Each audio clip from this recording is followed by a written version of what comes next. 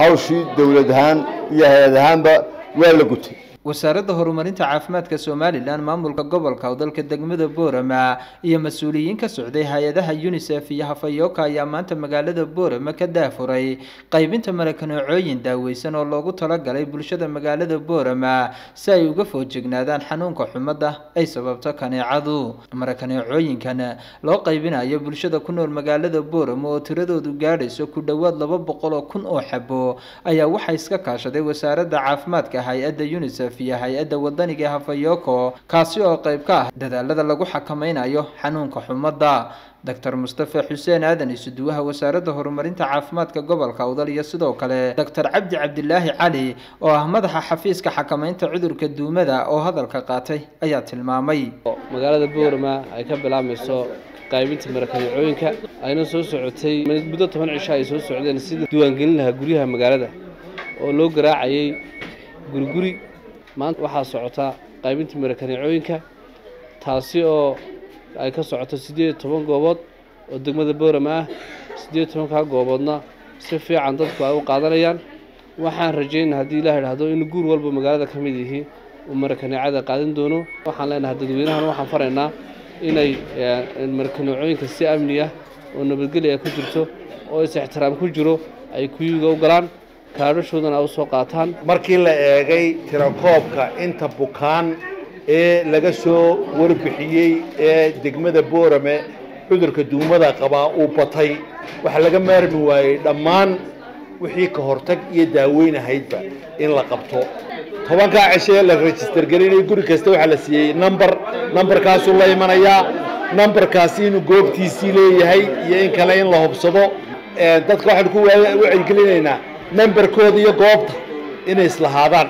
inta kadib waxaa madashaasi hadalka qaatay isla markaana faahfaahin ka bixiyay marakaneecooyinkani mas'uuliyiin ka socday hay'adaha UNICEF iyo Hafayoko waxayna sheegeen maanta waxaan u joognaa oo koomeereynaa qaybintii marakaneecooyinka oo loogu talagalay in loo qaybiyo dadweynaha ku nool degmada Boorama magaalada gudaheeda dibaddeedana laga sameyn doono oo hawl iska kaashanaya wasaaradda caafimaadka UNICEF iyo hay'adda Hafayoko oo hawsha qaybinta sameyn doonto. waxa la rabaa in loo qaybiyo ugu yaraan ilaa 160,000 oo marakaneeco magaalada gudaheeda oo dhammaan qoysaska degan magaalada Boorama. haddaan hay'adda Hafayoko nahay runtii waxaan muddo dheer la shaqeynaynay wasaaradda caafimaadka iyo hay'adda UNICEF anagoo markaa runtii kala shaqeynaynay xakameynta iyo daaweynta xanuunka duumada ee ay keento kaneecadu.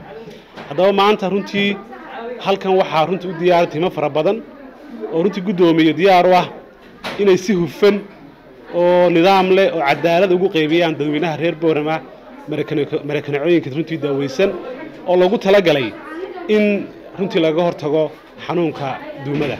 ugu dambeyn waxaa madashaasi hadalka soo gabagabeeyay isla markaana fariin u diray bulshada ku nool magaalada Boorama iyo guud ahaanba gobolka Awdal duqa degmada Boorama Maxamed Axmed Warsame iyo sidoo kale gudoomiyaha gobolka Awdal Maxamed Axmed Caalim Timbaro. waxaan dadweynaha reer Boorama ugu baaqaynaa in 160,000 ee marakaneeco ay ka faa'iideystaan. muhiimaduna waxa weeyaan maadaama laga hortagayo kaneeco dawladda hoosena waxay ku hawlan tahay sidii meelaha qashinka iyo biyuhu fadhiyaan looga shaqeyn lahaa. waxaan uga mahadnaqaynaa Hafayoko iyo UNICEF iyo cid kasta wasaaradda caafimaadka iyo cid kasta oo qayb ka qaadatay in marakaneecooyinka la keeno. dadkana waxaan ku boorinaynaa inay isticmaalaan oo ay yarayso dadku kaneecadu soo ridayso. marka la isticmaalo ee ay qaniyadeedii ay ka isticmaalaan dadku ayay imanaysaa markaa inay yaraato dadka ay soo ridayso kaneecadu. hawshii dawlad ahaan iyo hay'ad ahaanba waa la gutay. haddaynu reer Awdal nahay waxa la inooga baahan yahay nidaamkeena ilaashano kamana kareecadaana aynaan ka wada gurida ka faa'iideysano inaan xareysanin.